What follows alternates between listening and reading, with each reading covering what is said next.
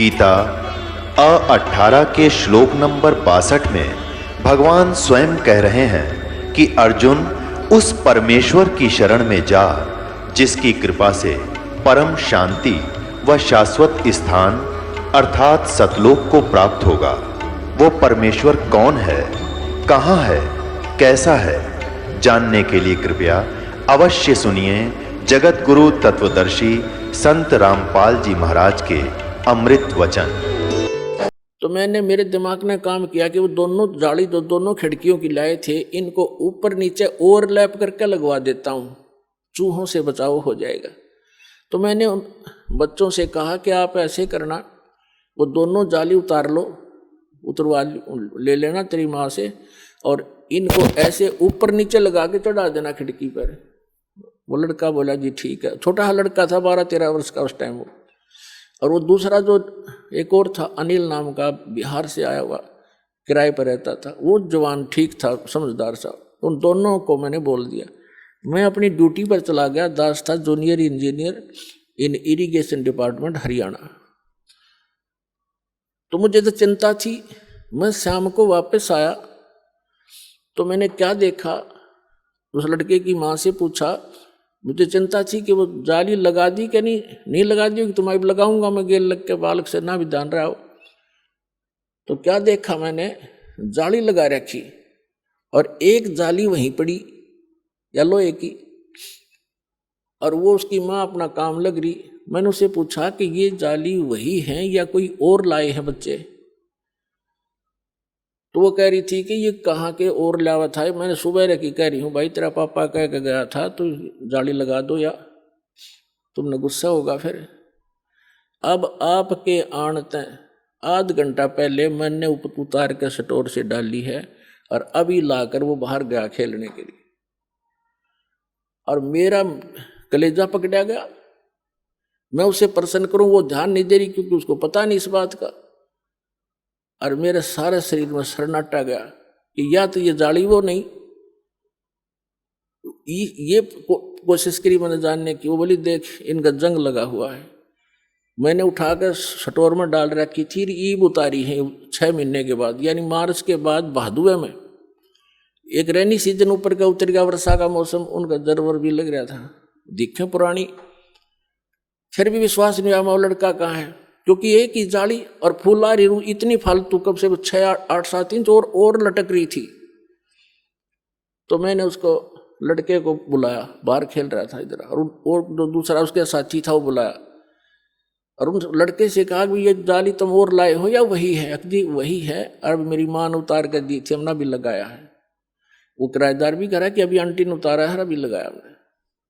मैंने लड़के से, देखो हमें ज्ञान नहीं था कि भगवान वाला कोई काम हमारे सामने करया नहीं था, ना विश्वास हो रहा था मेरे भी साची। हमने सुना करते थे, नो तो था विश्वास, भगवान पता नहीं क्या करते, पर आज तक होया नहीं देखा था। मैंने उस लड़के से कहा कि मेरे सिर पर हाथ रख और कबीर भगवान की कसम खा कि तू या इस जाली लाया है, वही जाली है। ने बोला जी कबीर भगवान की कसम, और वह जाली है, मेरी माँ ने उतार कर लाई थी। वो दिन हर आज के हम मान्या करते कृष्ण भगवान ने साड़ी बढ़ा दी एक कपड़ा। अब तो पता चल गया कि वो साड़ी बढ़ाने वाला भी यही था, लेकिन उस समय बुद्धि इतना काम करे थी कि कबीर इज गॉड, क्योंकि इसने लोहा भी बढ़ा दिया, कपड़ा तो छोड़, ये क्या नहीं कर सकता। वो दिन सर आज पुण्यात्माओं सन 1990 से लेकर आज 2013 हो गया, दास ने पीछा मुड़कर नहीं दिखाते। सारा संसार कुछ कहो कि कबीर भगवान नहीं है, इस दास की आत्मा से कोई निकाल नहीं सकता कि कबीर इज गॉड।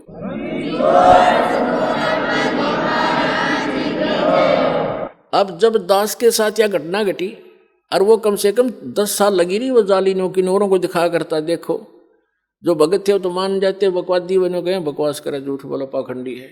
अच्छा भाई, तो फिर मैंने सोचा कि देखिए आर्य समाज का जो व्यक्ति है कितना अच्छा आदमी है, बोलन चालन का, व्यवहार का ठीक, अच्छा चरित्रवान व्यक्ति है, और इसको अज्ञान है। ये कहा करता कि ऐसे नहीं हो सकता, साड़ी नहीं बढ़ सकती।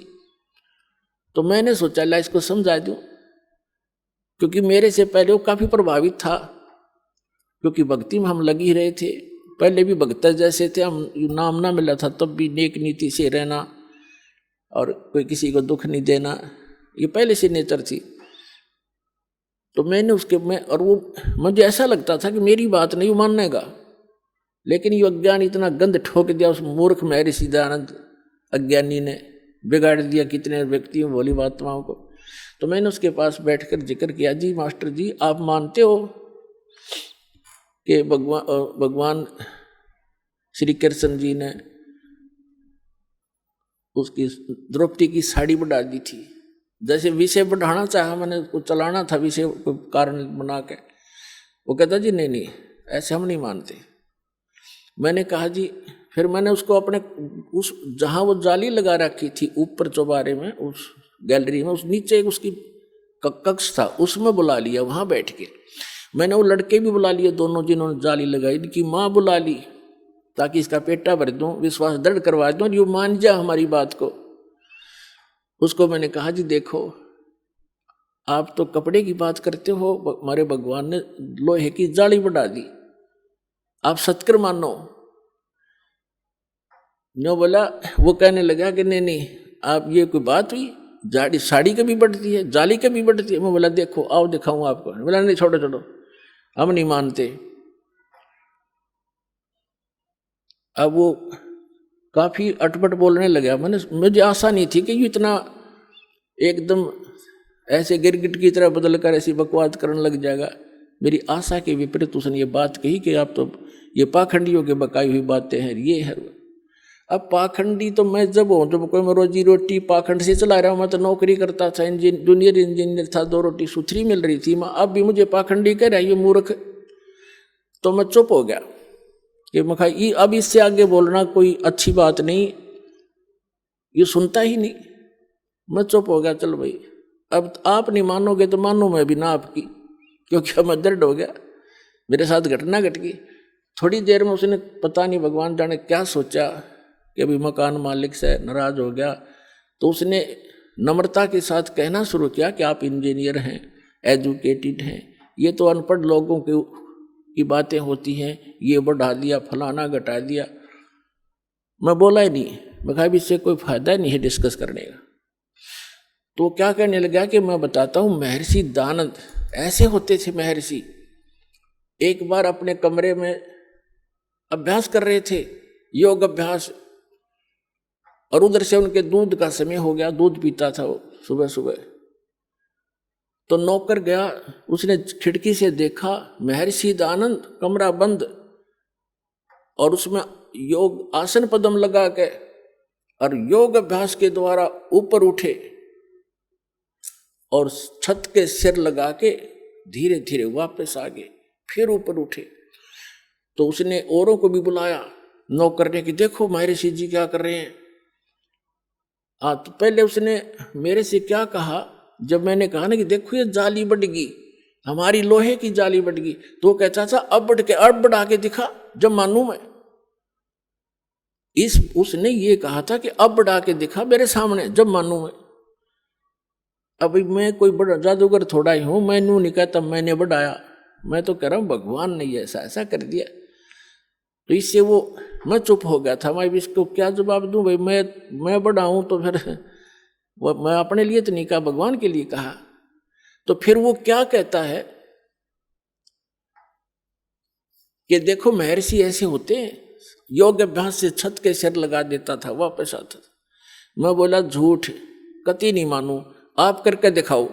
ओडे का मुंह हो गया उसका, मगा करके दिखाए जब मानू तुझे मैं नहीं, झूठ बोलता है तो भी। लेकिन हम ये नहीं कहते कि ऐसा नहीं हो सकता, लेकिन महर्षि तो ये भी ना कर सका था, उदानंत है, वो तो कति नाराय अज्ञानी और कति हर तरह से फेल आदमी था, उसकी फोकट में बना रखी थी इन लोगों ने। लेकिन ऋषि महर्षि यहाँ तक प्रमाण है कि संत स्वर्ग में चले जाते थे, दूसरे लोकों में जाते थे, वापस आ जाते थे। लेकिन ये मोक्ष मार्ग नहीं है ऐसे धक्के खाने भटकने से। तो फिर वो चला गया, उठ के माना नहीं। अब मैं तेरे नहीं मान सकता। तो पहले तो हम डगमग थे, हमें जो भी कुछ कहता था उसी की मान लेते थे। अब पृथ्वी इधर से उधर हो सकती है, दास ये नहीं मान सकता भगवान क्या नहीं कर सकता, सब कुछ कर सकता है। अपना आत्मा एक समय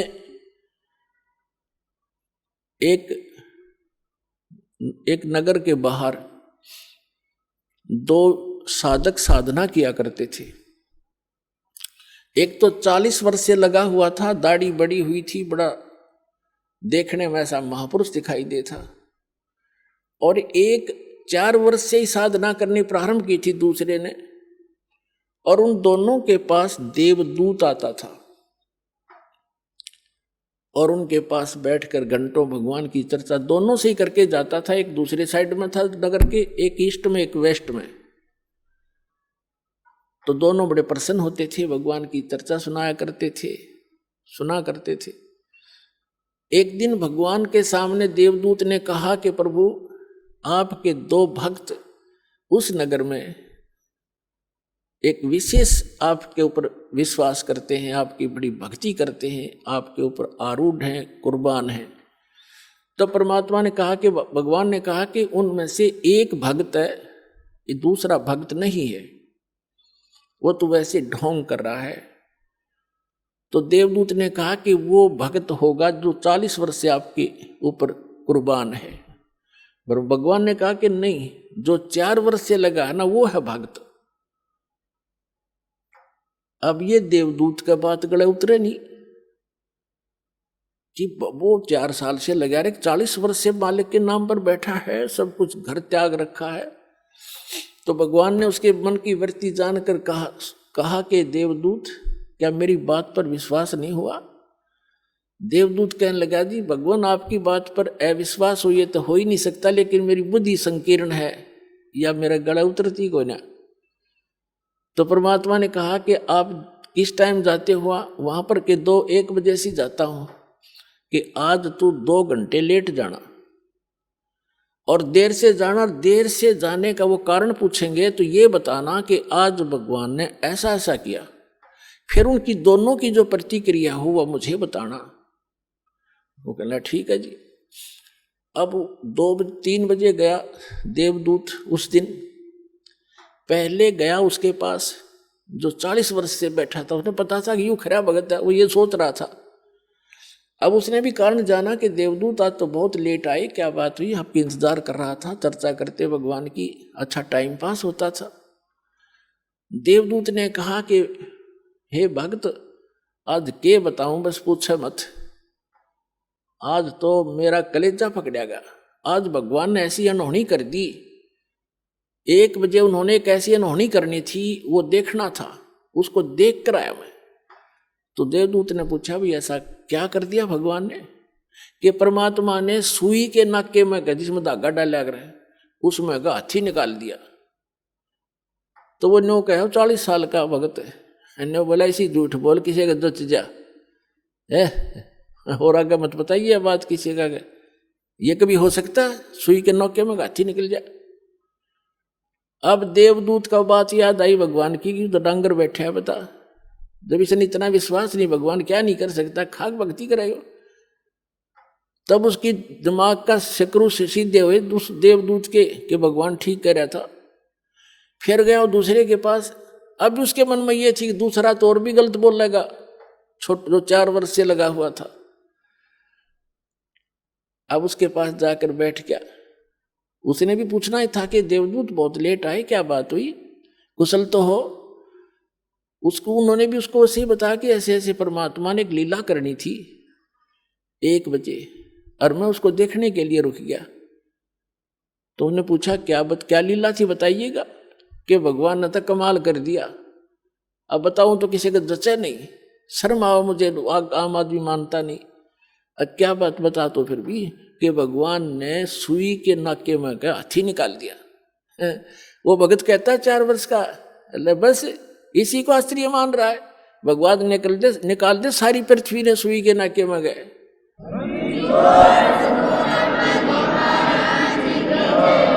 तो देवदूत ने सीने से लगा लिया उस भगत को कि धन है तेरे माता पिता जिनसे जन्म हुआ, भगत होती सा हो।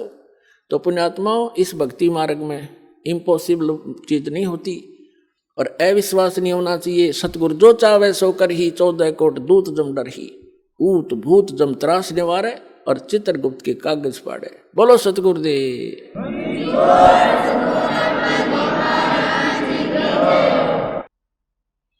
परम पिता परमात्मा पूर्ण ब्रह्म, सारी सृष्टि के रचनहार, सर्व के पालक पूर्ण ब्रह्म कबीर परमेश्वर जी की असीम रजा से आप सभी पुण्यात्माएं सत्संग सुनने के लिए उपस्थित हुए। जिस प्राणी के युगों युगों के पुण्य उदय हो जाते हैं, उसी पुण्यात्मा को ऐसा शुभ स्थान प्राप्त होता है, उसी को सत्संग मिलता है, उसी को सतगुरु प्राप्त होते हैं।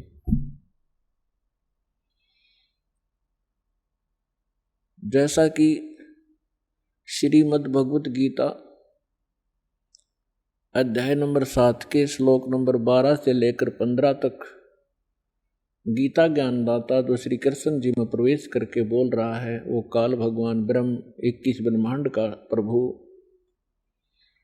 जिसको सरपुरुष भी कहते हैं, वो कह रहा कि अर्जुन, जो इन तीनों गुणों की रजगुण ब्रह्मा, सतगुण विष्णु, तमगुण शिव जी तक की साधनाएं करते हैं, ये अपना जीवन नाश कर रहे हैं। और इनके विषय में फिर आगे कहा है कि जिनकी बुद्धि इस त्रिगुणमयी माया अर्थात इन्हीं भगवानों से मिलने वाले क्षणिक लाभ पर आश्रित हो गए हैं, टिक गए हैं, दृढ़ हो गए हैं, वो अपना जीवन नाश कर जाते हैं, क्योंकि उनके अंदर ये 4 गुण उपस्थित हो जाते हैं। राक्षस स्वभाव को धारण किए हुए, मनुष्यों में नीच, दूषित कर्म करने वाले मूर्ख, यानी इन भगवानों की तीनों गुणों युक्त रजगुण ब्रह्मा जी, सतगुण विष्णु, तमगुण शिव जी की साधना करने वालों को गीता जी के अंदर श्री गीता ज्ञानदाता ने कहा है कि ये राक्षस स्वभाव को धारण किए हुए मनुष्यों में नीच दूषित कर्म करने वाले, ये मूर्ख मेरी साधना भी नहीं करते, यानी ब्रह्म तक भी नहीं इनकी बुद्धि पहुंची। फिर अपनी साधना करने वालों के विषय में बताया है कि जो मेरी भक्ति करते हैं वो 4 प्रकार के, अर्थार्थी, आर्त, जिज्ञासु और ज्ञानी। अर्थार्थी तो वो होते हैं जो केवल धन लाभ के लिए अनुष्ठान किया करते हैं, घर में घना धन हो जाए, लाभ हो बिजनेस में, इस आधार से जो केवल वेदों के आधार से, वेद मंत्रों के आधार से जो साधना करते हैं, अनुष्ठान करते हैं धन प्राप्ति के लिए, धनी होने के लिए, वो भी मेरे ही उपासक हैं, क्योंकि वो आन उपासना नहीं करते, अन्य देवी देवता की पूजा वो नहीं करते, लेकिन वो भी अपना उद्देश्य भूल चुके हैं। दूसरे आर्त यानी संकट निवारण के लिए जो अनुष्ठान किया करते हैं, वो केवल वेद मंत्रों से ही करते हैं, वो भी मेरे ही पुजारी हैं, लेकिन वो भी अपनी दिशा भूल चुके हैं, क्योंकि इस अध्यात्म मार्ग के अंदर केवल इतना ही पर्याप्त नहीं है। फिर तीसरे जिज्ञासु बताए हैं। जिज्ञासु वो कर्महीन प्राणी होते हैं जो घर से निकलते हैं परमात्मा प्राप्ति के लिए, घर भी त्याग देते हैं, आगे जैसे भी उनको गुरु मिलते हैं उनसे ज्ञान ग्रहण कर लेते हैं, और ज्ञान ग्रहण करके वक्ता बन जाते हैं, प्रभुता की भूख बन जाती है उनके अंदर। उस ऊट पटांग ज्ञान से लाखों लोगों को डुबो जाते हैं और स्वयं भी डूब जाते हैं। ये तीनों रिजेक्ट किए हैं गीता ज्ञानदाता ने कि ये अच्छे, ये साधक ठीक नहीं। चौथे ज्ञानी बताए। ज्ञानी वो प्राणी होते हैं जिनको ये ज्ञान हो गया कि जैसे परमात्मा की वाणी माता है, मानुष जन्म दुर्लभ है, ये मिलन बारंबार, तरवर से पत्ता टूट गिरे, वो बोर न लगता डर। मानुष जन्म पाय कर जो नहीं रटे हरि नाम, जैसे कुआ जल बिना भाई बनवाया क्या काम। अब उनको ये ज्ञान हो गया कि मनुष्य जीवन का जो मूल कर्तव्य है, मूल उद्देश्य है केवल परमात्मा प्राप्ति, सत साधना करना और मोक्ष करवाना होता है। उनको दूसरे ये भी ज्ञान हो जाता है ज्ञानी को कि पूर्ण मोक्ष पूर्ण परमात्मा से ही होता है, इन अन्य देवताओं से नहीं होता। ब्रह्मा विष्णु महेश या अन्य उपासना जो करते हैं किसी देवी देवता की, इनसे मोक्ष संभव नहीं है। उनको ये भी ज्ञान हो चुका है, इसलिए वे किसी अन्य देव की पूजा नहीं करते, वो मेरी साधना करते हैं, इसलिए मुझे वो अच्छे लगते हैं और उनको मैं अच्छा लगता हूं। ब्रह्म कहते हैं, ब्रह्म कह रहा है। लेकिन फिर वो लास्ट में ये कहता है कि ये ज्ञानी आत्मा ये बड़ी नेक हैं, उद्धार हैं, परमात्मा पाने के लिए समर्पित हैं, लेकिन तत्वदर्शी संत ना मिलने से ये ज्ञानी आत्मा, अच्छी आत्मा भी मेरे वाली अनुत्तम, श्रीमद् भगवद गीता अध्याय नंबर 7 के 16, 17, 18 में ये अपने विषय में बता रहा है। 16 और 17 में इसने चारों का विवेचन दे दिया, अर्थार्थी, अर्थ और जिज्ञासु का और ज्ञानी का। अब गीता अध्याय नंबर 7 के श्लोक नंबर 18 में ये स्पष्ट कर देता है गीता ज्ञानदाता ब्रह्म, ये काल भगवान, ये कहता है कि ज्ञानी आत्मा है तो अच्छी उदार है, लेकिन इनको तत्वदर्शी संत ना मिलने से ये मेरे तक ही सीमित रहे और मेरे वाली अनुत्तम, 7वें अध्याय के 18वें श्लोक में एक अनुत्तम शब्द है, अनुत्तमाम। एक तो अनुत्तम होता है, एक अनुत्तमाम, अति घटिया,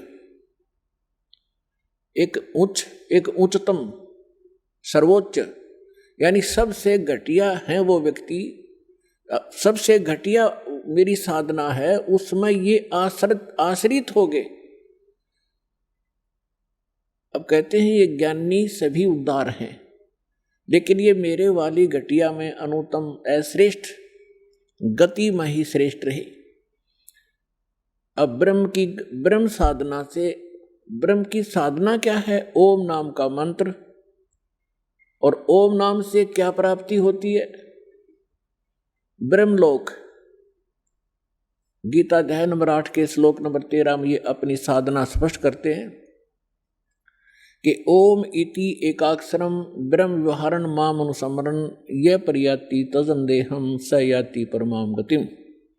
मुझ ब्रह्म का केवल एक ओम मंत्र है, नथिंग एल्स, इसके अतिरिक्त मेरा कोई मंत्र नहीं है, और इसका अंतिम सांस तक, शरीर त्यागने तक इसका सिमरण करता हुआ जो शरीर छोड़कर जाता है वह ब्रह्मलोक को प्राप्त होता है।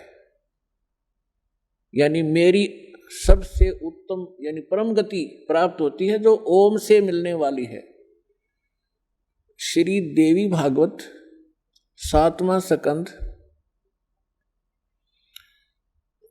सचित्र मोटा टाइप, गीता प्रेस गोरखपुर से प्रकाशित के पृष्ठ नंबर 562 और 63 पे ये निर्णय दिया है देवी जी ने।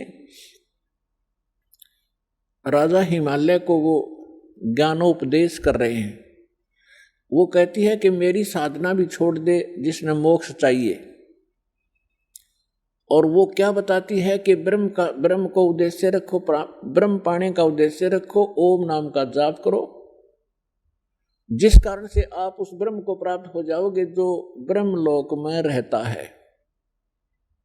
यानी ओम नाम ब्रह्म का है और ब्रह्म ब्रह्मलोक में रहता है, और ओम नाम का जाप करने वाले ब्रह्मलोक को प्राप्त होते हैं।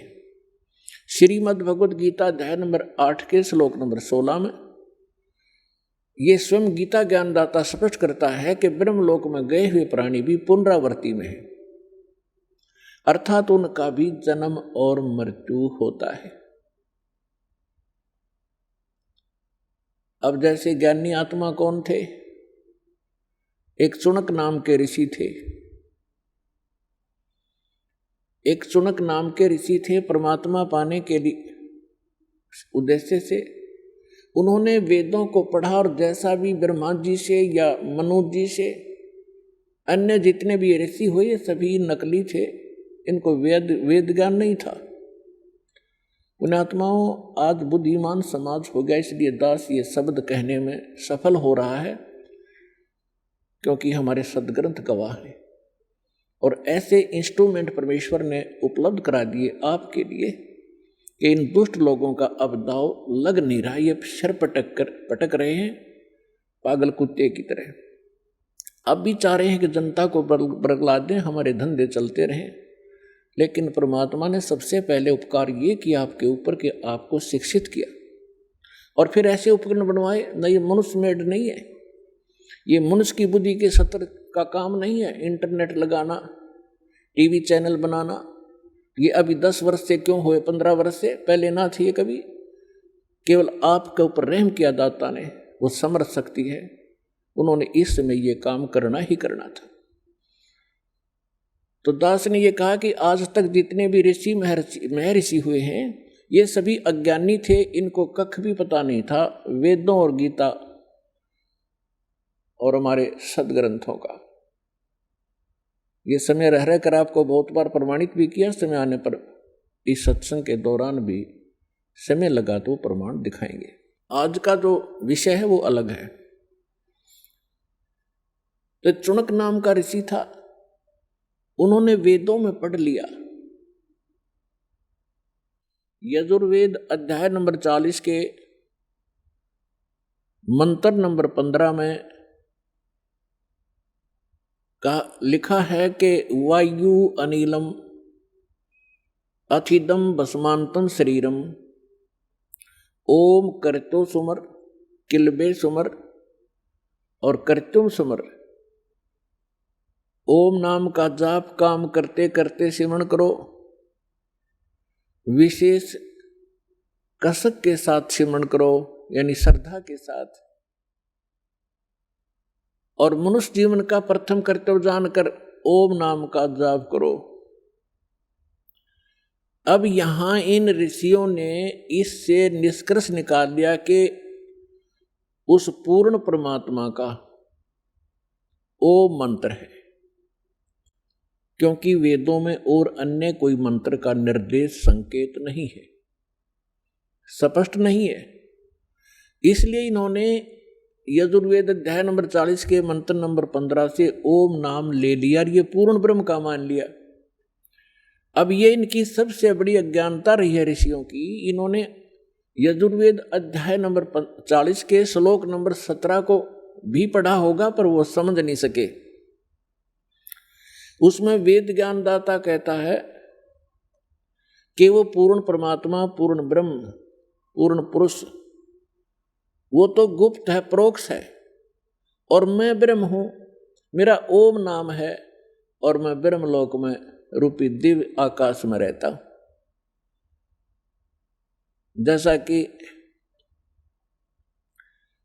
जैसे आसी के अंदर, ये आसी गांव है, ये शहर है आसी, वहां पर बोर्ड लगा हुआ है कि बरवाला 30 किलोमीटर।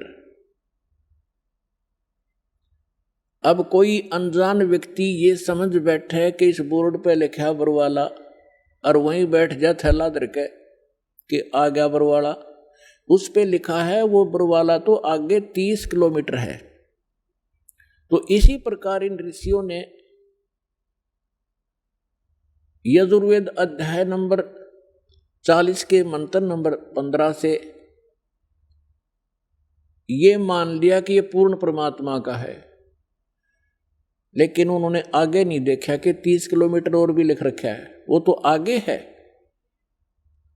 वो तो हांसी तहसील है, हांसी शहर है। तो उसमें यजुर्वेद अध्याय नंबर 40 के श्लोक नंबर मंत्र नंबर 17 में स्पष्ट किया हुआ है कि वो परमात्मा तो गुप्त है, और मैं ब्रह्म हूं, मेरा ओम नाम है, मैं ब्रह्मलोक में रहता हूं। और यजुर्वेद अध्याय नंबर 40 के श्लोक नंबर 10 में स्पष्ट किया हुआ है, वेद ज्ञानदाता कहता है कि कोई परमात्मा को शंभुहात बोलता है। शंभुहात माने जन्म लेता है, श्री राम और श्री कृष्ण के रूप में। और कोई असंभवात कहते हैं कि वो कभी जन्म ही नहीं लेता, अजन्मा है, अदृश्य है, निराकार है, वो कभी जन्मता ही नहीं। उसमें स्पष्ट किया है कि वो परमात्मा जन्म लेता है या नहीं लेता है, किस स्वरूप में है, कैसा है, कैसे मिलता है, उसकी जानकारी तत्वदर्शी संत बताते हैं, उनसे सुनो। तो क्या ये इन्होंने संस्कृत तो पढ़ी थी ऋषियों ने, ये नहीं देखा कि वो फिर कोई और इनसे भी अलग कोई संत है, वो और ज्ञान है। श्रीमद् भगवद गीता अध्याय नंबर 4 के श्लोक नंबर 32 में स्पष्ट किया हुआ है कि अर्जुन, जो मैंने अभी अध्याय नंबर 4 के श्लोक 25 से लेकर 31 तक जो भी साधनाएं, जैसा भी कोई कर रहा है, कोई योग साधना करता है, कोई देवताओं की पूजा करता है, कोई स्वाध्याय ही करता है, जैसे गीता का पाठ कर लिया, वेदों का कोई मंत्र जाप कर लिया, ये सब अपनी अपनी साधनाओं को पापनाशक जानते हैं। लेकिन चौथे अध्याय के 32वें श्लोक में कहा है कि इन यज्ञों की जानकारी, यज्ञ माने धार्मिक अनुष्ठानों की, सच्ची भक्ति की जानकारी सच्चिदानंद घन ब्रह्म ने अपने मुख कमल से बोली है, वो वाणी उसके अंदर विस्तार के साथ कही गई है, वो तत्वदर्शी संत, वो तत्व ज्ञान है। यहां इन अनुवादकर्ताओं ने, गीता अनुवादकों ने एक बहुत भारी भूल कर रखी है। यदि गीता अध्याय नंबर 4 के श्लोक नंबर 32 में एक ब्रह्मणे मुखे शब्द है, यहां इन्होंने ब्रह्मणे का अर्थ कर दिया वेद की वाणी, ब्रह्मणे मुखे। वेद की वाणी तो गीता ज्ञानदाता वेदों वाला सारांश तो बोल ही रहा है, वेद की वाणी कहाँ रही? और वेद खुद कहते हैं उसमें वो कोई और संत है और ही ज्ञान बतावेगा, उससे सुनो। तो उसमें बताया है कि वो ब्रह्मणे मुखे का अर्थ है, ब्रह्मणे माने सच्चिदानंद घन ब्रह्म, यानी परम अक्षर ब्रह्म, पूर्ण परमात्मा इस धरती पर आते हैं, अपने मुख कमल से स्वयं ही वो यथार्थ ज्ञान अपने द्वारा रची हुई सृष्टि को सही सही बताते हैं, और यथार्थ साधना धार्मिक अनुष्ठानों की जानकारी भी वो स्वयं ही बताते हैं, बोल बोल के सुनाते हैं। वो सच्चिदानंद घन ब्रह्म की वाणी कहलाती है, वो तत्व ज्ञान है। इब गीता अध्याय नंबर 17 के श्लोक नंबर 23 में भी यो ब्रह्मणे शब्द है। वहां इन अनुवादकों की बुद्धि विचलित नहीं हुई, वहां अर्थ ठीक कर दिया। ओम तत्सत इति निर्देश ब्रह्मणे त्रिविध समर्थ ब्राह्मणा तेन वेदा च यगा विहिता पुरा। उसमें ये ब्रह्मणे शब्द है, वहां इन्होंने सही अर्थ किया है। ब्रह्मणे माने सच्चिदानंद घन ब्रह्म, यानी पूर्ण परमात्मा, परम अक्षर ब्रह्म की साधना का, उसकी प्राप्ति के लिए 3 मंत्र के जाप का निर्देश है। ओम तो ये ब्रह्म का, सरपुरुष का, और तत् ये सांकेतिक है, और सत्य भी कोड वर्ड है। तत् जो है ये अक्षर पुरुष का है, और सत्य जो गुप्त है वो परम अक्षर ब्रह्म सच्चिदानंद घन ब्रह्म का मंत्र है। इन तीनों के मंत्र के जाप से उस परम अक्षर ब्रह्म की प्राप्ति होती है।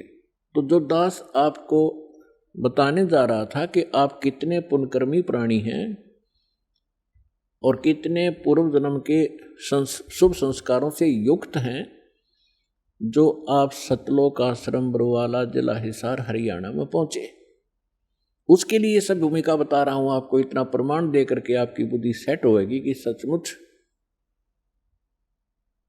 हमारा कोई सौभाग्य ही उदय हुआ है, शुभ कर्म ही हमारे साथ है जो ऐसे पवित्र स्थल पर लाया है।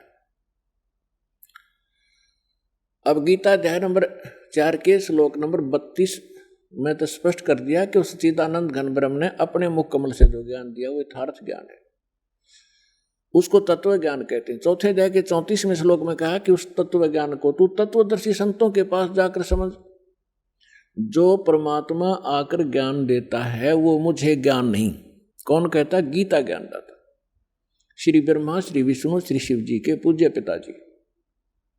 और उस ज्ञान को किसी तत्वदर्शी संत से पूछो तो इससे सिद्ध है कि वो वेद ज्ञान से भी भिन्न ज्ञान है। और गीता के ज्ञान से भी वो भिन्न है। नहीं तो गीता जी में एक अध्याय और लिख देता हो कि ये है वह तत्व ज्ञान, 19वां अध्याय और बना देते, नहीं, उनको पता नहीं। तो उसको तत्वदर्शी संत ही बताते हैं। अब तत्वदर्शी संत की पहचान बताई है 15वें अध्याय के प्रथम मंत्र में श्रीमद् भगवत गीता में, कि जो संत इस उल्टे लटके हुए संसार रूपी वृक्ष के पत्तों से लेकर मूल तक विस्तार से बताता है, भिन्न भिन्न बताएगा, स वेदवित वो तत्वदर्शी संत है। वह वेद के तात्पर्य को जानने वाला है। तो परमेश्वर स्वयं आते हैं, जैसे अभी आपको बताया कि सच्चिदानंद घन ब्रह्म यानी पूर्ण परमात्मा अपने मुख कमल से ही यथार्थ ज्ञान बताते हैं। उन्होंने 600 वर्ष पहले यह ज्ञान कहा था कि अक्षर पुरुष एक पेड़ है। जैसे आपको बहुत बार पेड़ का चित्र दिखाया है, संसार रूपी वृक्ष का, जो जमीन से बाहर दिखाई देता उसको वृक्ष बोलते हैं, पेड़ बोलते हैं। तो परमात्मा ने स्वयं आकर इस संसार रूपी वृक्ष को के विषय में जानकारी दी थी, क्योंकि वो सृष्टि रचनहार हैं।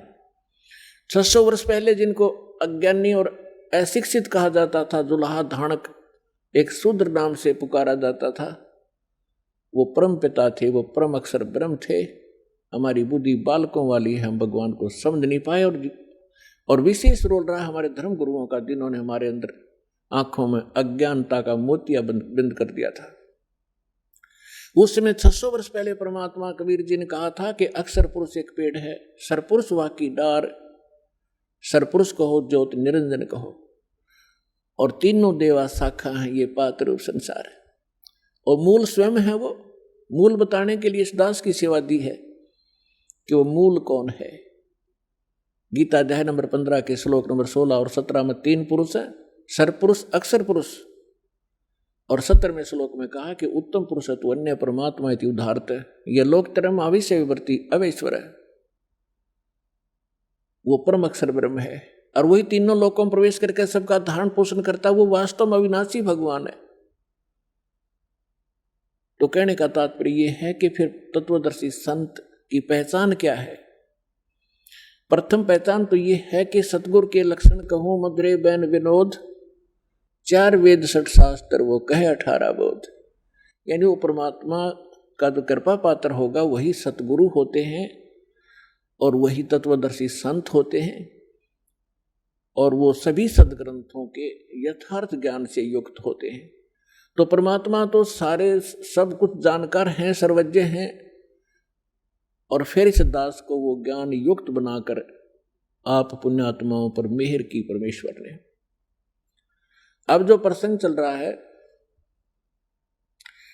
तो इन ऋषि महर्षियों ने वो तत्वदर्शी संत सतगुरु नहीं सब मिले, और इन्होंने स्वयं निष्कर्ष निकाल लिया कि ओम नाम का जाप सबसे उत्तम है और यही परम मंत्र है। इन्होंने आसी को बरवाला मान लिया और बोर्ड के पास बैठ गए। आगे नहीं पड़ा कि 30 किलोमीटर और है आगे, वो है वस्तु जहां सत्संग होता है। अब दया करी है दाता ने इस दास के ऊपर कि 30 किलोमीटर आगे ये रास्ता है, और वहां ऐसी सुविधाएं प्राप्त हैं, ऐसा ज्ञान प्राप्त है। तो क्या है वो? तो इन ऋषियों को ज्ञान हुआ नहीं। चुनक जैसे ऋषि, वो महापुरुष परमात्मा पाने के लिए तड़प उठे। उनको ये ज्ञान हो गया कि इन देवी देवताओं की पूजा से कोई बनने वाला नहीं है, और उनको ये ज्ञान हो गया कि पूर्ण परमात्मा से ही पूर्ण मोक्ष होगा। उनका दुर्भाग्य था कि उनको तत्वदर्शी संत ना मिलने से उन्होंने ब्रह्म को और उसके ओम नाम को सुप्रीम गॉड मान लिया और श्रेष्ठ परम मंत्र मान लिया। ओम नाम का जाप, वेदों के अंदर ओम नाम के अतिरिक्त कोई मंत्र नहीं है। श्रीमद् भगवत गीता में भी ओम के अतिरिक्त कोई मंत्र नहीं है। जितने भी ये पुराण हैं ये गॉड गिवन नहीं है, ये ऋषि महर्षियों के अपने अनुभव हैं। जैसा उन्होंने परमात्मा को जाना, जैसे उन्होंने डले डोए, वो अनुभव उसमें लिख रखा है। लेकिन जो वेद से नहीं मेल खाता वो व्यर्थ है। अब उन ऋषि में ओम नाम का जाप, उसके अतिरिक्त कोई मंत्र किसी भी जाप उसमें सदग्रंथों में नहीं है, और उसके अतिरिक्त किसी पुराणों के अंदर कोई अन्य मंत्र हैं तो वो यदि वेद से मेल नहीं खाते हैं तो हमें वो हानिकारक हैं, वो आन उपासना है, वो शास्त्र विधि को त्याग कर मनमाना आचरण होता है, जो गीता अध्याय नंबर 16 के श्लोक नंबर 23 और 24 में मना किया है कि जो शास्त्र विधि को त्याग कर मनमाना आचरण करते हैं उनको न तो कोई सुख होता है, ना कोई उनकी को सिद्धि प्राप्त होती है, और न ही उनकी परम गति होती है, अर्थात यूजलेस। इससे तेरे लिए अर्जुन कर्तव्य और अकर्तव्य की व्यवस्था में 24वें श्लोक में कहा, 16वें अध्याय के कर्तव्य और अकर्तव्य की व्यवस्था में अर्जुन शास्त्र ही प्रमाण है, किसी व्यक्ति विशेष के कहने से भ्रमित ना होना। तो पुण्यात्माओं, दास वो साधना आपको दे रहा है जो हमारे सदग्रंथ गवाह हैं जिनके, और उसी से मोक्ष संभव है। और इसके साथ साथ जिन महापुरुषों का मोक्ष हुआ उन्होंने कौन से मंत्र कौन सी साधना की वो भी रूबरू कर रहा हूं, जिससे आपको दृढ़ विश्वास हो और आप अपना आसानी से कल्याण करा सकें। क्योंकि हम साधना बहुत की आपने, आज के नहीं हो, आपने सतयुग त्रेता द्वापर में भी बहुत गने तप, बहुत गने जप, इन नकली मंत्रों के और हठ योग किए हैं। परमात्मा के बिना ये आत्मा उसी दिन से तड़फ उठी थी जिस दिन से उससे बिछुड़ कर आई थी, क्योंकि जो सुख सतलोक के अंदर था इसको यहाँ कहीं प्राप्त नहीं हुआ। राजा बनकर देख लिया, रंग अपने आप ही बन जाता है, और फिर सेठ साहूकार बनकर भी देख लिया, वो सुख नहीं मिला। क्योंकि जो सुख है वो इस 21 ब्रह्मांड में उसका नाम निशान नहीं है। जिस सुख की हम खोज कर रहे हैं वो सुख वहां मिलेगा जहां वो सुख है, सतलोक के अंदर। अब कोई खल की बोरी में और खांड का टेस्ट ढूंढ रहा है तो चेक आखिरी तक खोज लिए, उसकी तली तक भी खल ही मिलेगी। इसी प्रकार बोरी, जो खांड की बोरी, बूरा की बोरी के अंदर आप पहुंचोगे तो कहीं से भी निकाल लेना, मीठी ही मीठी होगी। इसी प्रकार सतलोक एक सुख सागर है, जहां आप पहले रहा करते थे। वहाँ मृत्यु नहीं, वहाँ वृद्ध अवस्था नहीं, वो जंत्र, ये नाड़ी तंत्र से बना हुआ वहाँ का शरीर नहीं, बहुत सुंदर एक तत्व से बना हुआ नूरी शरीर आपका होगा। सदा युवा रहोगे, मृत्यु नहीं होती, परिवार ज्यों का त्यों होगा, उसकी डुप्लीकेट ज्यों की तो नकल है ये सृष्टि यहाँ की। लेकिन ये मिट्टी से बने हुए खिलौने हैं, वो अजर व अमर शरीर प्राप्त होंगे आपको, और आप ऐसे ही प्राप्त थे पहले। अपनी गलती से हम यहाँ फंस गए, अब आपको पता चलेगा कि हम कैसे फंसे। जैसे सृष्टि रचना में दास आपको सुनाता है, जो परमेश्वर ने स्वयं आकर हमें यहाँ सुनाई और बताई है। अब जो प्रसंग चल रहा है कि इन ऋषियों ने जो डले ढोए, इनको सतगुरु नहीं मिले। इन ऋषियों ने जो साधनाएं की, एक तो वेदों को आधार माना, और वेदों को समझ नहीं सके, क्योंकि परमेश्वर ने आकर स्वयं बताया है कि गुरु बिन काहू न पाया ज्ञान, जो थोथा बुस छेड़े मूढ़ किसाना। गुरु बिन वेद पढ़े जो प्राणी, समझन सार रहे अज्ञानी। ये जितने भी ऋषि थे इनको सतगुरु मिले नहीं। इन्होंने वेदों को सब पढ़ा, लेकिन ये सार नहीं समझ सके इस वेदों का, इसलिए आज तक ये अज्ञानी स्वयं रहे और अपने फॉलोअर को भी उसी अज्ञान से परिपूर्ण कर दिया, और जिसका खामियाना आज तक ये मानव समाज भोग रहा है, भर रहा है। परमात्मा आए, उनको रिजेक्ट करवा दिया नकली ऋषि, महर्षि और मंडलेश्वरों ने, ये कहकर कि ये ज्ञानी है, अशिक्षित है, क्या जाने वेदों और ग्रंथों के गूढ़ रहस्यों को, संस्कृत आती नहीं, और वो संस्कृत के मास्टर कहलाते थे। पुण्यात्माओं, भाषा का जो योगदान है वो सीमित है। अब कोई संस्कृत भाषा जानता है तो इंग्लिश नहीं आती तो अविद्वान हो गया वो। और परमात्मा सर्व भाषाओं की ज्ञाता है। वो चींटी और जितने भी पशु पक्षियों की भाषा भी समझते हैं, मनुष्यों की तो भाषा बात छोड़ो। तो उन्होंने जो ज्ञान दिया था वो हमें स्वीकार्य नहीं होने दिया गया, और वही ज्ञान दया करके परमात्मा लिखवा गए अपनी प्यारी आत्मा धर्मदास जी से, और वो आज हमारे लिए प्रमाण है। उनके अंदर लिखा हुआ वही ज्ञान आज हमारे उन आदरणीय सदग्रंथों में विद्यमान है जिनको हम सत्य माना करते थे, सर्वोद्धार्य मानते थे, वेद गीता पुराणों के अंदर। तो वो भगवान थे अशिक्षित होते हुए, और इन सब ग्रंथों का के अंदर का ज्ञान वो हमें बताकर चले गए सिंपल लैंग्वेज में। तो वो भी भाषा है, एक संस्कृत भी भाषा है। भाषा का काम अपने विचारों को दूसरे तक पहुंचाना मात्र होता है। अब जैसे संस्कृत भाषा में सभी जो हमारे पूर्व के धर्म गुरु थे, हिंदू धर्म के धर्म गुरु, वो केवल संस्कृत भाषा ही बोला करते थे। सदग्रंथों को उन्होंने रट रखा था, चारों वेदों को भी घोट लिया था, चतुर्वेदी कहलाते थे। 3 वेदों को भी कंठस्थ याद कर लिया था, त्रिवेदी कहलाते थे। लेकिन कख भी पता नहीं था, वो तो गधे की तरह लद्दे अंडे थे। जैसे परमात्मा कहते हैं, पीठ मनुखा दाखल दिए कर्रा खात बबूल। जैसे ऊंट के ऊपर मनुखा दाख लाद रखी थी, और वो स्वयं झाड़ों में मुंह फुड़वा रहा है, और उसके पीठ के ऊपर कितनी अनमोल वस्तु रखी है, कितनी मीठी वस्तु रखी है, उसका उसे ज्ञान नहीं। इसी प्रकार हमारे जितने धर्मगुरु थे, इन सदग्रंथों को ये कंठस्थ याद कर लिया करते थे, लेकिन खाते थे झाड़ बोझड़े, यानी आन उपासना ही किया करते थे। अब जैसे ये हठ योग जो तप किया इन ऋषियों ने, ये कहाँ से बकवाद भाई इनको। इस काल भगवान ने एक चिंता बनी रहती है, काल भगवान को, ब्रह्म को, जिसके 21 ब्रह्मांड में हैं और उसमें से एक ब्रह्मांड में हम रह रहे हैं।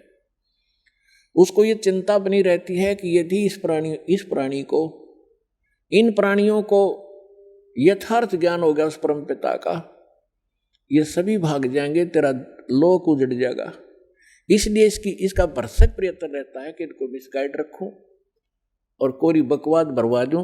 साधना करने की इच्छा हो तो गलत करें, शास्त्र विरुद्ध करें, और नहीं फिर जैसे ऋषि महर्षि घर से निकले साधक निकलते हैं, जो साधना वो कर रहे होते हैं उनसे कुछ होना जाना तो उनसे होता नहीं। 1-2 वर्ष के बाद फिर उनमें कोई ऐब जरूर होता है, कोई सुल्फा पीने लग जाता है, कोई भांग पी कर टाइम पास करता है, तो कुबद में लग जाते हैं, कोई सिद्धियां प्राप्त कर लेते हैं, फिर एक दूसरे पर प्रभुता फैलाकर जनता में वो प्रशंसा के पात्र बनकर अपना जीवन नाश कर जाते हैं।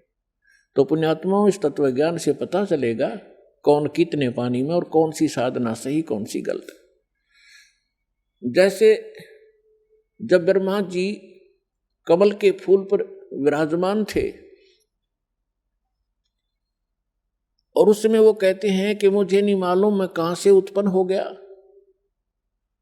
इस कमल के फूल पर मैं कहां से आ गया और कौन मेरा जनक है।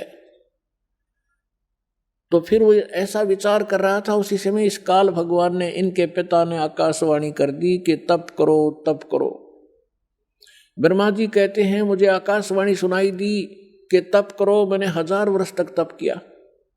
ये तप करवाकर सिद्धियां प्राप्त करवा लेता है, और जैसे बैटरी चार्ज कर ली तप करके, और फिर आगे फिर दूसरी बार फिर 1000 वर्ष जब तप कर लिया ब्रह्मा जी ने, फिर दूसरी आकाशवाणी कर दी कि सृष्टि करो। सूक्ष्म वेद में कहा है कि तपो तपो कर वाक्य सुनाया, लोक रचो बल मेरी माया। पहले तो कहा तप करो तप करो, जब तप कर लिया, जब कहा कि सृष्टि रचो, तो ब्रह्मा जी ने उस आकाशवाणी जो काल ब्रह्म की थी उसको पूर्ण परमात्मा की मान ली, क्योंकि इनको पता था नहीं कख भी कौन भगवान है, कैसा है। आज तक इनको परमात्मा का कोई साक्षात्कार नहीं हो लिया है।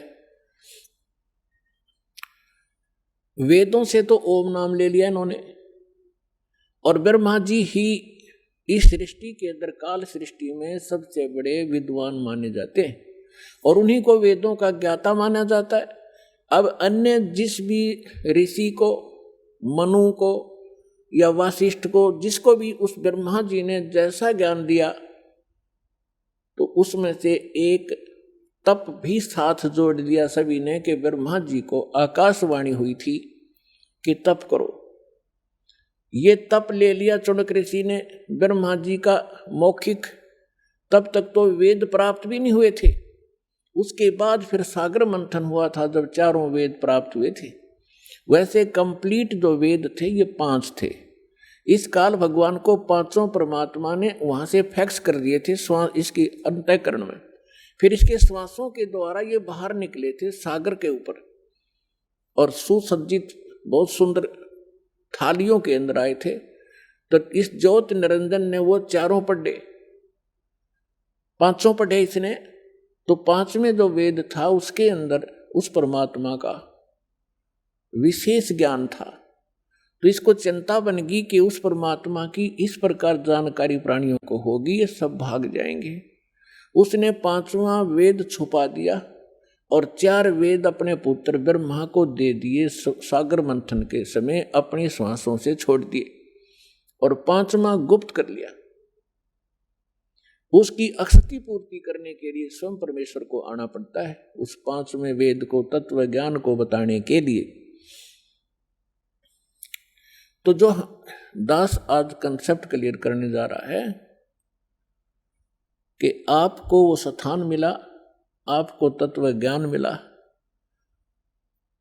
तो आप कितने शुभ संस्कारी प्राणी हो। सभी बहन भाई, बुजुर्ग, बेटी, माई बाई सभी जो यहाँ पहुँचे, चाहे कोई दुख में आ रहा है, चाहे कोई ज्ञान समझ के आया है, या किसी भाई बहन के कहने से इस पवित्र स्थल पर पहुँचा है, तो यहाँ आने के बाद अपने आप इस रंग में रंग ही जाता है 1-2 बार सत्संग सुनने के बाद। आज सब बुद्धिमान समाज है, तो जो प्रसंग चल रहा है हम उसी पर आते हैं। तो इन्होंने ब्रह्मा जी से प्राप्त उस ज्ञान के आधार से चुनक ऋषि ने तप सेलेक्ट कर लिया और वेदों से ओम मंत्र। तो गीता अध्याय नंबर 7 के श्लोक नंबर 18 में कहा है कि ये ज्ञानी आत्मा है तो उदार मीन समर्पित हैं परमात्मा के लिए। हजारों वर्षों तक तप किए, साधनाएं की, सूख कर काटा हो गए, प्रवाह नहीं की, चाहे जान भी जाओ परंतु परमात्मा मिले मोक्ष हो। लेकिन किक्कर बबूल का बीज बो के और आम की आस करना महामूर्खता होती है। इसी प्रकार इन ऋषि महर्षियों ने ओम नाम का जाप ये बबूल का बीज बोया। हठ योग करना भी ये बबूल का बीज है। इसकी साधना करके ये पूर्ण मोक्ष की आशा में बैठे। 1000 वर्षों तक चुनक ऋषि साधना करते रहे।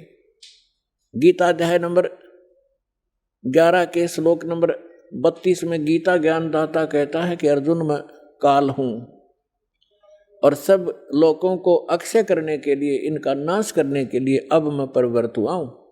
तो श्री कृष्ण जी तो पहले ही विद्वान थे श्री अर्जुन के साथ, क्योंकि उसके रिलेटिव थे, अर्जुन के साले थे श्री कृष्ण भगवान। और वो श्री कृष्ण नहीं, उसमें वो काल बोल रहा था जब कहता ये देख मेरा ये वास्तविक स्वरूप है और मैं काल हूँ, 1000 भुजा है उसके। और गीता अध्याय नंबर 11 के श्लोक नंबर 21 में अर्जुन कह रहा है कि भगवान आप तो इन सभी ऋषियों को खा रहे हो, सभी देवताओं को भी खा रहे हो, सिद्धों के समुदाय आपके सामने हाथ जोड़कर खड़े हैं और वेदों के सूक्तों से आपकी ही स्तुति कर रहे हैं और आप उनको भी खा रहे हैं। तो गीता अध्याय नंबर 11 के श्लोक नंबर 32 में गीता ज्ञानदाता कहता है कि मैं तो काल हूं भाई, और इन सब को खाने के लिए अब प्रवृत्त हुआ हूं। तो गीता अध्याय नंबर 11 के श्लोक नंबर 47-48 में ये गीता ज्ञानदाता कहता है कि ये मेरा वास्तविक रूप है, मैं ऐसा हूं जो अब तुम्हें दिखा है, और मेरे इस रूप के दर्शन तेरे अतिरिक्त पहले कभी किसी ने नहीं हुए और आगे नहीं हो सकते। मैं ना किसी जप से, ना तप से, ना किसी क्रिया से और ना किसी वेदों में वर्णित विधि से मेरी प्राप्ति नहीं हो सकती। ब्रह्मा जी ने 4 युग तक साधना की, नहीं मिला। आखिर में आकर अपनी माँ को झूठ बोल दी कि मुझे प्राप्त हुआ, क्योंकि वेद उसने पढ़े थे और वेदों में परमात्मा साकार है। तो श्रीमद् देवी भागवत के अंदर ब्रह्मा जी खुद कहते हैं अपनी माता दुर्गा को कि माता जी, अनुभव कुछ और बोलता है और वेद कुछ और बताते हैं, इनमें बहुत ही द्वितीयवाद है, इसका कारण क्या है। तो दुर्गा को उस काल ने धमका रखा है कि खबरदार, जब मेरी किसी को भी तूने जानकारी दे दी, मैं गुप्त रहूंगा और मेरा भेद किसी को नहीं बता देगी। तो उसके डर से देवी उसको गोलमोल कर देती है कि मैं ही सब कुछ हूँ, मैं ही ब्रह्म हूँ, मैं ही सब कुछ हूँ, ऐसे गोलमोल कर देती है।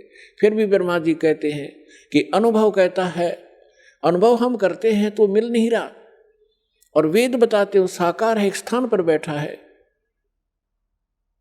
तो ये दोगला सा ज्ञान है माता।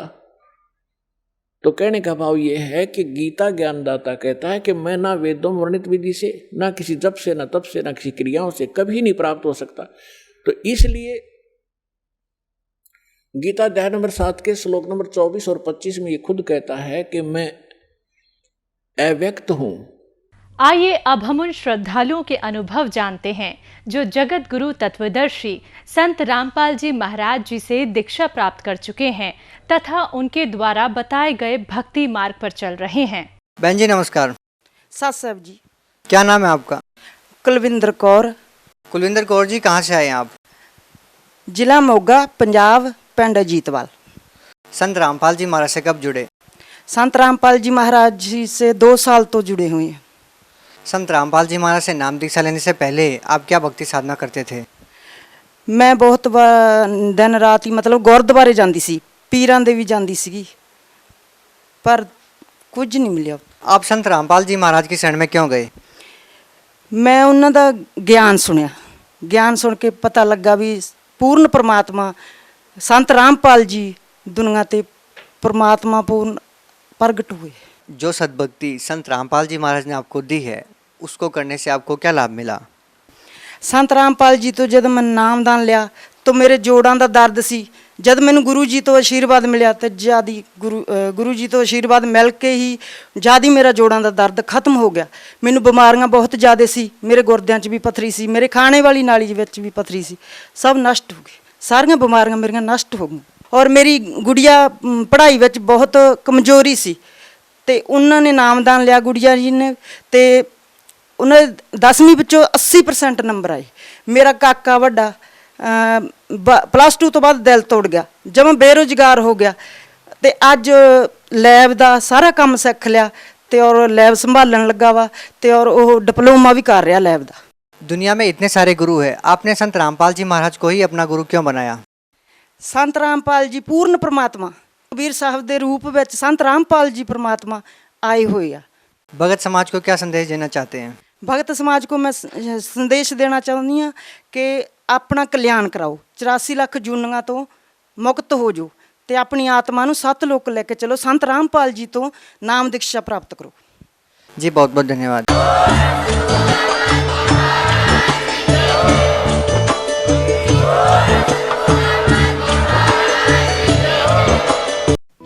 आप सुन रहे थे जगत गुरु तत्वदर्शी संत रामपाल जी महाराज के मंगल प्रवचन। अधिक जानकारी के लिए संपर्क करें।